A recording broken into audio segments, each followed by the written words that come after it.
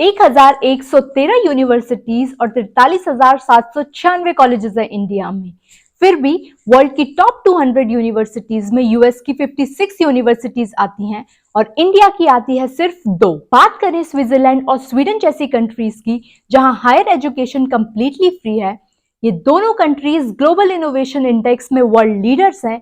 वहीं इंडिया की रैंक इस लिस्ट में आती है 40, जहां इंडिया अपनी जीडीपी का 0.64% ही रिसर्च और इनोवेशन पर खर्च करता है, वहां जर्मनी और साउथ कोरिया में ये नंबर 3% से भी ऊपर है। इतना ही नहीं, सबसे ज्यादा शॉकिंग तो ये है कि यूपी में 62 पुलिस मैसेंजर की पोस्ट के लिए, जिसकी एलिजिबिलिटी सिर्फ 5th क्लास पास होना था, 3700 पीएचडी, 28,000 पोस्ट ग्रेजुएट्स और 50,000 ग्रेजुएट्स ने अप्लाई किया था। जहां लोग ग्रेजुएशन और पोस्ट ग्रेजुएशन करने के बाद सुनहरे भविष्य के सपने देखते हैं, वहां लोग ऐसी जॉब्स के लिए अप्लाई कर रहे हैं जहां इन डिग्रीज की जरूरत ही नहीं है।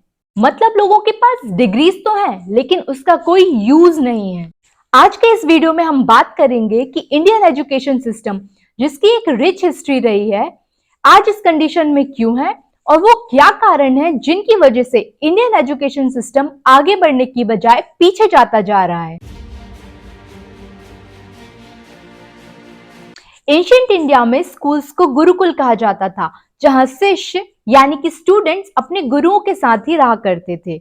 एजुकेशन का पर्पस सिर्फ चीजों को रटना नहीं था, बल्कि एक चाइल्ड का होलिस्टिक डेवलपमेंट करना था, मोरल और इथिकल वैल्यूज को जगाना था। जहां एक तरफ स्टूडेंट्स गुरुकुल में पॉलिटिक्स, साइंस और मैथमेटिक्स के बारे में पढ़ते थे, वहीं दूसरी तरफ उन्हें आर्ट्स, योगा, मेडिटेशन के बारे में भी पढ़ाया जाता था। स्टूडेंट्स अधिकतर अपनी पढ़ाई ग्रुप डिस्कशंस के थ्रू करते थे। स्टूडेंट्स की डेली एक्टिविटीज को भी एजुकेशन का पार्ट समझा जाता था, क्योंकि एक स्टूडेंट को डिसिप्लिन बनाने में हेल्प करते थे और स्टूडेंट्स में प्रैक्टिकल स्किल्स को डेवलप करते थे। गुरुकुल का सबसे अच्छा पार्ट ये था कि यहाँ कोई फीस नहीं होती थी। जब शिष्य अपनी एजुकेशन को कंप्लीट कर लेते थे, तो वो गुरु को as a token of respect गुरु दक्षिणा देते थे। इतिहास में द्रोणाचार्य और अर्जुन, चंद्रगुप्त मौर्य और चाणक्य इस गुरुकुल सिस्टम के सबसे आइकॉनिक एग्जाम्पल्स हैं। ये सिस्टम ऑलमोस्ट डिसअपियर हो गया जब इंडिया ब्रिटिश रूल के अंडर आया। इंग्लिश एजुकेशन एक्ट 1835, जिसने इंडियन एजुकेशन सिस्टम को कंप्लीटली ट्रांसफॉर्म कर दिया, ये थॉमस बेविंगटन मैकॉले ने डिजाइन किया था। ये सिस्टम कंप्लीटली इंफीरियरिटी कॉम्प्लेक्स पर बेस्ड था, जहां इंडियंस को अपने ही ट्रेडिशंस और वैल्यूज के लिए इंफीरियर फील कराया जाता था। थॉमस मैकॉले का मानना था कि ब्रिटिश वर्ल्ड का बेस्ट सिविलाइजेशन है और जिस लाइब्रेरी में इंग्लिश बुक्स को रखा जाएगा, वहां ट्रेडिशनल इंडियन लिटरेचर के लिए कोई जगह नहीं है। इसका असर ये हुआ कि संस्कृत को हटाकर इंग्लिश को मीडियम ऑफ एजुकेशन बना दिया गया। क्योंकि उस टाइम पर इंडस्ट्रियलाइजेशन का फेज चल रहा था, तो ब्रिटिशर्स को वर्कफोर्स में काम करने के लिए ऐसे लोगों की जरूरत थी जो चुपचाप काम करें और ऑर्डर्स को फॉलो करें। तो ब्रिटिशर्स ने इंडियंस को कुछ ऐसे ट्रांसफॉर्म करना स्टार्ट किया कि वो दिखने में तो इंडियंस हो, लेकिन थिंकिंग से कंप्लीटली ब्रिटिश हो। और ये बात भी मेक श्योर की गई कि इंडियंस के अंदर लीडरशिप क्वालिटीज हो ही ना। तो उन्होंने जो ये वास्ट इंडियन वर्कफोर्स बनाई, उसने ब्रिटिशर्स को इंडिया पर कंट्रोल करने में हेल्प की। और देखते ही देखते इंग्लिश, जो एक लैंग्वेज थी, अब एक सोशल क्लास बन गई। इसका इन्फ्लुएंस आज भी हमारे कल्चर पर इतना गहरा है कि अगर आप किसी से इंग्लिश में बात करते हैं तो वो आपको इंटेलिजेंट समझता है, और अगर आपको इंग्लिश नहीं आती तो आपको इंफीरियर फील कराया जाता है। अब ब्रिटिशर्स तो चले गए, हम उन्हें कब तक अपनी प्रॉब्लम्स के लिए ब्लेम करते रहेंगे। अब हम बात करते हैं उन प्रॉब्लम्स की जो आज भी हमारे एजुकेशन सिस्टम में एग्जिस्ट करती हैं। सबसे पहला है unequal access to education. India में एक्सेस टू बेसिक एजुकेशन हर बच्चे का फंडामेंटल राइट है। कॉन्स्टिट्यूशन के अमेंडमेंट 86 के अनुसार हर 6 से 14 साल के बच्चे को फ्री और कंपलसरी एजुकेशन मिलना ही चाहिए। पर आजादी के इतने साल बाद भी सरकारी स्कूलों का हाल किसी से छुपा नहीं है। आप रिच फैमिली में पैदा होंगे या इकोनॉमिकली बैकवर्ड फैमिली में, ये आप नहीं डिसाइड कर सकते। लेकिन आप किसी से भी पूछ लीजिए, कोई भी अपने बच्चों को सरकारी स्कूल में नहीं भेजना चाहता। उसका सबसे बड़ा रीजन है lack of quality education. Government schools के पास प्रॉपर इंफ्रास्ट्रक्चर, टीचर्स और फंडिंग की कमी है। एक लेटेस्ट रिपोर्ट के अनुसार इंडिया के 1.2 लाख स्कूल्स में सिर्फ एक ही टीचर है। उसके अलावा सरकारी स्कूलों में टीचर्स का स्कूल से एब्सेंट रहना भी बहुत बड़ी प्रॉब्लम है। लास्ट ईयर ही बिहार में करीबन 13,000 टीचर्स की सैलरी को डिडक्ट किया गया था क्योंकि ये लोग अपनी ड्यूटीज पर एब्सेंट थे, और इनमें से करीबन 13 टीचर्स को तो निकाल ही दिया गया था क्योंकि ये 2 साल से अपनी ड्यूटी पर आए ही नहीं थे।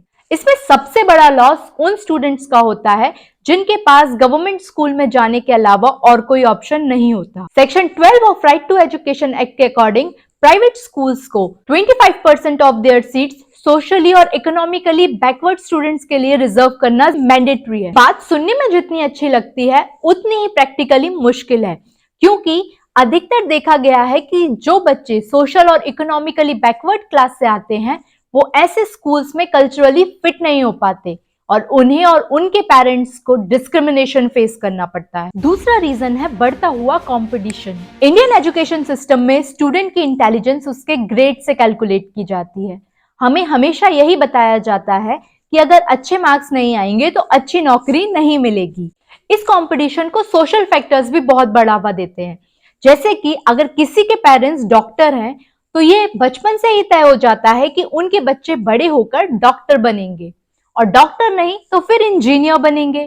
हम अपने आसपास जितने भी लोगों को जानते हैं उनका एम्बिशन या तो डॉक्टर बनना होता है या फिर इंजीनियर, और डॉक्टर इंजीनियर नहीं तो फिर सीए या लॉयर। आपने शायद कभी सुना ही नहीं होगा कि कोई ethical hacker, wild life photographer, T tester या फिर वीडियो गेम डिजाइनर भी बनना चाहता है, क्योंकि शायद उन्हें पता ही नहीं है कि ये भी प्रोफेशंस हो सकते हैं। आजकल हर बच्चा अच्छे मार्क्स लाने के पीछे भागता है। सीबीएसई बोर्ड जिसमें करीबन 2 लाख बच्चों के भी 90% से ऊपर मार्क्स आते हैं, उन बच्चों को भी ये गारंटी नहीं होती कि उन्हें टॉप यूनिवर्सिटीज में एडमिशन मिलेगा। आप सुनकर चौंक जाएंगे कि दिल्ली यूनिवर्सिटी के टॉप कॉलेजेस की फर्स्ट लिस्ट में कट ऑफ परसेंटेज ऑलमोस्ट 100 था। वहीं हर साल इंजीनियरिंग की 17,000 सीट्स के लिए करीबन 10 लाख बच्चे एग्जाम देते हैं और मेडिकल की 1 लाख सीट्स के लिए करीबन 20 लाख। क्योंकि इन एग्जाम्स का सक्सेस रेट इतना कम होता है, इसीलिए इनमें अच्छे मार्क्स लाने के लिए बच्चे अधिकतर कोचिंग इंस्टीट्यूट्स का रुख करते हैं। कोचिंग इंडस्ट्री जिसने हमारे एजुकेशन सिस्टम को एक बिजनेस में ट्रांसफॉर्म कर दिया है, इंडिया में उसका वैल्यूएशन 58,000 करोड़ है। कोचिंग इंस्टीट्यूट्स का मेन फोकस आपको एजुकेशन देना नहीं है, बल्कि आपसे मोटी फीस लेकर, फॉल्स प्रॉमिसेस देकर अपना प्रॉफिट बनाना है। इस कॉम्पिटिटिव रेस में बेस्ट बनने के लिए स्टूडेंट्स अपनी को करिकुलर एक्टिविटीज और हॉबीज को छोड़कर 18-18 घंटे सिर्फ पढ़ाई करते हैं, और वो अपनी लाइफ का अधिकतर टाइम सिर्फ फैक्ट्स को रटने में ही वेस्ट कर देते हैं।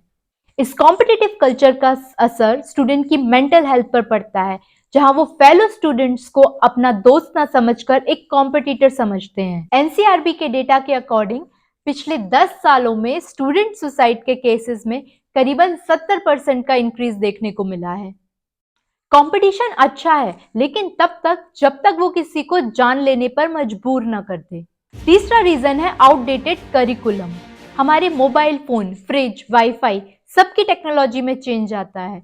यहाँ तक कि हर 5 साल में सरकार भी बदल जाती है और एक नए एजेंडे के साथ वापस आती है। ये करिकुलम स्टूडेंट्स को इवॉल्विंग टेक्नोलॉजीज और करंट इंडस्ट्री डिमांड्स के हिसाब से प्रिपेयर नहीं करता। आज भी आपको वही थ्योरेटिकल कॉन्सेप्ट्स और फॉर्मूलाज को रटना है और उन्हें एज इट इज एग्जाम में लिख देना है। उसका रियल लाइफ में आपको कभी कोई यूज होगा भी या नहीं, ये आपको भी नहीं पता, और उसका नतीजा ये होता है कि डिग्री होने के बाद भी स्टूडेंट रियल वर्ल्ड प्रॉब्लम्स के लिए तैयार ही नहीं हो पाता, क्योंकि ना ही उसके पास क्रिटिकल थिंकिंग होती है और ना ही क्रिएटिविटी। और रटने से आप सिर्फ एग्जाम्स में टॉप कर सकते हो, रियल लाइफ प्रॉब्लम्स में नहीं। 2009 के पीसा के असेसमेंट में, जिसमें 74 कंट्रीज ने पार्ट लिया था, उसमें इंडिया का रैंक 73rd था। इस असेसमेंट में मोस्टली गवर्नमेंट स्कूल्स के बच्चों ने पार्ट लिया था। जिन्हें नहीं पता, PISA programme for international student assessment है, जो 15 साल के बच्चों का रीडिंग, मैथमेटिक्स और साइंस नॉलेज टेस्ट करता है।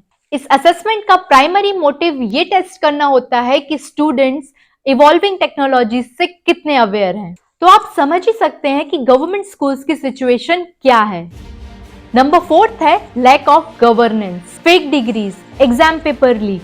ये टर्म्स आजकल इंडिया में बहुत कॉमन हो गए हैं, लेकिन ये हमारे एजुकेशन सिस्टम के लिए एक बहुत बड़ा खतरा है। एक बार आप उन स्टूडेंट्स के बारे में सोचिए जो साल भर मेहनत करते हैं।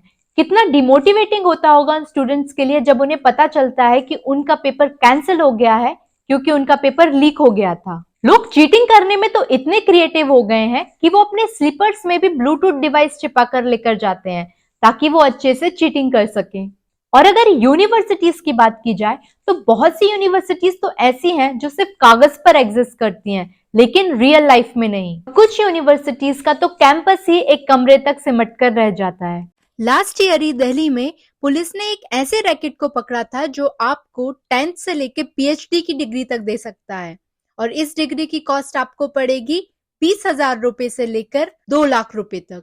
ये चीटिंग और फेक डिग्रीज का ही रिजल्ट है जो हमें इंडियन एम्प्लॉयबिलिटी रिपोर्ट 2024 में देखने को मिलता है, जो ये बताता है कि ग्रेजुएट्स में अनएम्प्लॉयमेंट का रेट बढ़ता ही जा रहा है। अभी प्रॉब्लम्स तो बहुत सारे हैं, लेकिन इनका सॉल्यूशन क्या हो सकता है? इसका एक पॉसिबल सॉल्यूशन फिनलैंड जैसा एजुकेशन मॉडल हो सकता है, जो वर्ल्ड का one of the best education system माना जाता है। फिनलैंड, जहां हायर एजुकेशन में कोई ट्यूशन फी नहीं होती और प्राइमरी स्कूल्स में तो बच्चों को बुक्स और ट्रांसपोर्ट भी फ्री में दिया जाता है। वहां का एजुकेशन सिस्टम किसी के बीच में डिफरेंशिएट नहीं करता कि आप सोशली बैकवर्ड कम्युनिटीज से आते हैं या फिर किसी रिच बैकग्राउंड से। एजुकेशन का पर्पस टॉप ग्रेड्स लाना या कंपटीशन को बढ़ाना नहीं होता, बल्कि लर्निंग पर फोकस करना होता है और चाइल्ड के ऑल राउंड डेवलपमेंट पर ध्यान दिया जाता है। स्टूडेंट की क्रिएटिविटी और कोलैबोरेटिव स्किल्स पर ध्यान दिया जाता है और स्टूडेंट को ये अलाउ किया जाता है कि वो अपने पेस पर किसी भी चीज को सीख सके। इसके साथ साथ स्टूडेंट की मेंटल हेल्थ पर भी ध्यान दिया जाता है।